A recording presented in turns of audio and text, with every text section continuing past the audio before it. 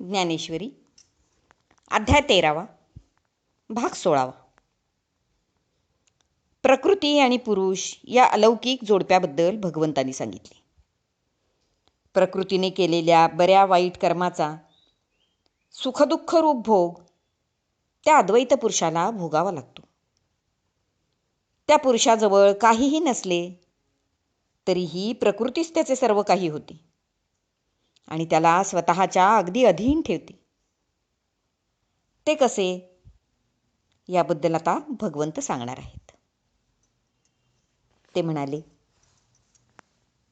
त्या व्यापक निस्संग अशा पुरुषाला ही प्रकृती स्वतःच्या अगदी अधीन ठेवते.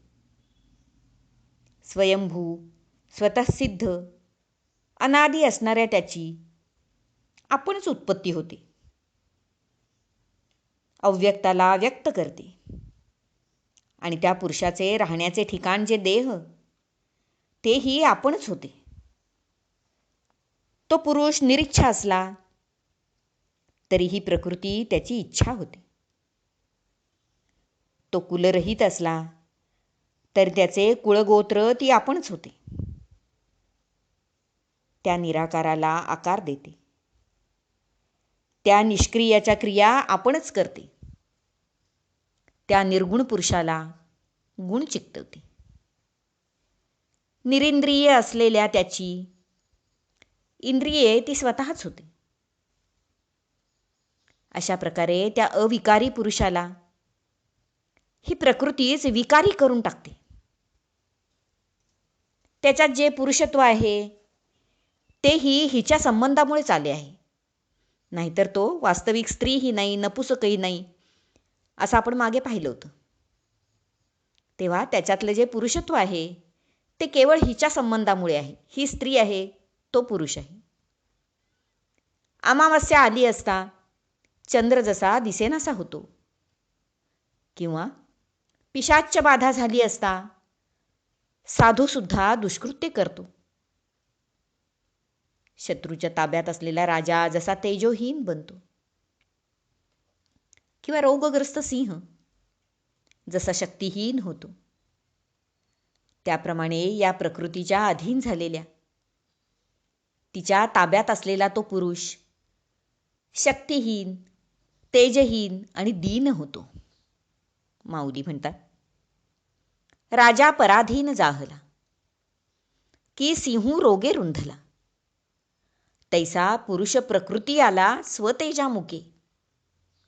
अरे, शत्रूच्या अधीन झालेला राजा किंवा रोगाने व्याप्त झालेला सिंह जसा शक्तिहीन होतो, त्याप्रमाणे प्रकृतीत आलेला पुरुष स्वतःच्या तेजाला मुकतो. या प्रकृतीमुळेच त्याला गुणजनित अशी सुखदुःखांचे भोग भोगावे लागतात. इतकेच कशाला, जन्ममृत्यूचे घावही त्याला सोसावे लागतात. तैसे प्रकृती जालेपणे पुरुषा गुण भोगणे, उदास अंतुरी गुणे आतुडे जेवी.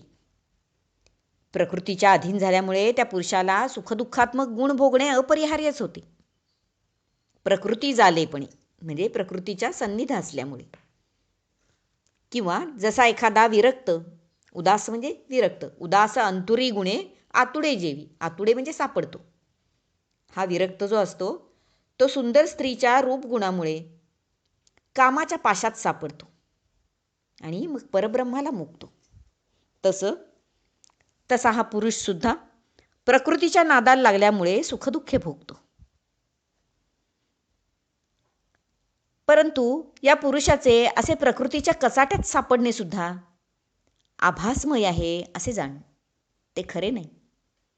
मूढ लोकांना ते तसे वाटते. उदाहरणार्थ, तापलेले लालबुंद लोखंड जेव्हा घणाकडून ठोकले जाते तेव्हा तो मार त्यातील अग्नीला लागतो असे वाटते, कारण ते लोखंड अग्निस्वरूपच दिसत असते. पण प्रत्यक्षात तसे नसते.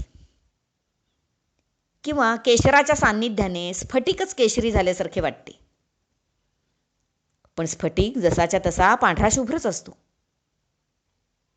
त्याचा केशरीपणा जसा आभासमय असतो तसाच या पुरुषाचा प्रकृतीच्या कचाट्यात सापडल्यामुळे विकारी होण्याचा जो प्रकार आहे तो आभासमय असतो. तो अजन्मा असून जन्माला प्राप्त होतो असे केवळ वाटते. पुरुषाने जन्माला येणे, भोग भोगणे हे अगदी आभासमय किंवा स्वप्नवतच असते. प्रकृतीमुळे हे सर्व त्याच्या ठिकाणी भासते. एखाद्या जुईच्या वेलाच्या पसाऱ्यात त्याला आधार देणारा खांब जसा उभा असतो, तसा हा पुरुष निर्विकारपणे प्रकृतीच्या पसाऱ्यात उभा असतो. परंतु पाहू गेल्यास त्यांच्यात जमीन अस्मानाचे अंतर असते. प्रकृती आणि पुरुष यांच्यामध्ये जमीन अस्मानाचे अंतर आहे. प्रकृतीरूपी नदीच्या तीरावर एखादा मेरू पर्वत असावा, तसा हा पुरुष स्थिर असतो. त्याचे प्रतिबिंब त्या प्रकृतीरूपी नदीत पडते आणि मग वाहवल्यासारखे दिसते. पण प्रत्यक्षात मात्र तो अलिप्त असा स्थिर उभाच असतो. त्या प्रवाहाबरोबर तो वाहून जात नाही. प्रकृती कार्यही करते, तर पुरुष हा अकर्ता असतो. प्रकृती उत्पन्न होते, नष्टही होते, पण हा पुरुष शाश्वत असा सदा सर्व काळ आहे तसाच असतो, अजन्मा असतो. म्हणूनच अगदी जीवजंतूपासून तो ब्रह्मदेवापर्यंत सर्वांचा हाच एक शास्ता असतो. प्रकृती याच्यामुळे जगते. याच्या सत्तेवर, याच्या आधाराने विश्वनिर्मिती करते. म्हणून याला म्हणजे या पुरुषाला प्रकृतीचा पती असे म्हटले आहे. प्रकृती येणे जिये म्हणजे याच्या योगाने प्रकृती जगते. याची या सत्ता जगविये, याच्या आधारानेच सगळ्या जगाला प्रसवते, विश्वाला प्रसवते. या लागी ये वरई तू हा, म्हणून याकरताच हिने हा नवरा म्हणून वरलेला आहे, हा पुरुष, म्हणून तो तिचा पती आहे. अनंत काळापासून जे काही म्हणजे सृष्टी, जीव, सजीव, निर्जीव सारे विश्व निर्माण झालेले होते, ते सारे काही कल्पांताच्या वेळी या पुरुषामध्ये लय पावते. म्हणजे प्रथम या प्रकृतीत लीन होते. अव्यक्त प्रकृती जी म्हटली, पराप्रकृती, त्याच्यामध्ये हे सगळे लीन होते. आणि नंतर त्या साऱ्यासह ही प्रकृतीसुद्धा त्या ब्रह्मरूप पुरुषामध्ये लय पावते. अशा प्रकारे कल्पांताच्या वेळी ही सृष्टी पुरुषामध्ये लय पावते असे म्हटले आहे. जगाचा विस्तार कितीही मोठा असला तरी या पुरुषापेक्षा तो लहानच आहे. त्यामुळे त्याच्यामध्ये त्याच्या पोटामध्ये सारे काही मावते. महद्ब्रह्म प्रकृतीचा हा पती या ब्रह्मांडाच्या खेळाचा मुख्य आणि एकमेव सूत्रधार आहे.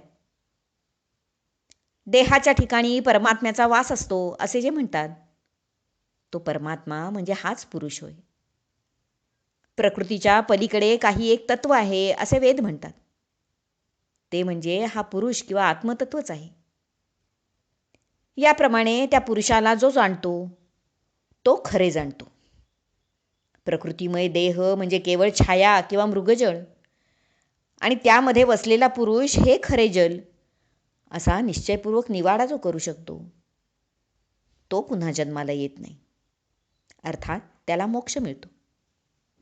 अशा प्रकारे एकदा पुरुष प्रकृती विवेक यथार्थाने समजला की संचित कर्माचा नाश होतो, तर क्रियमाण कर्माचा लेप लागत नाही, बंधन पडत नाही.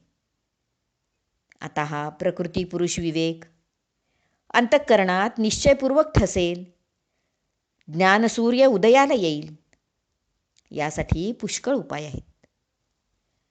ते आता तुला सांगतो. श्रोते हो, ते पाहूया पुढच्या भागात. हरिओम तत्सत. भाग 16 समाप्त.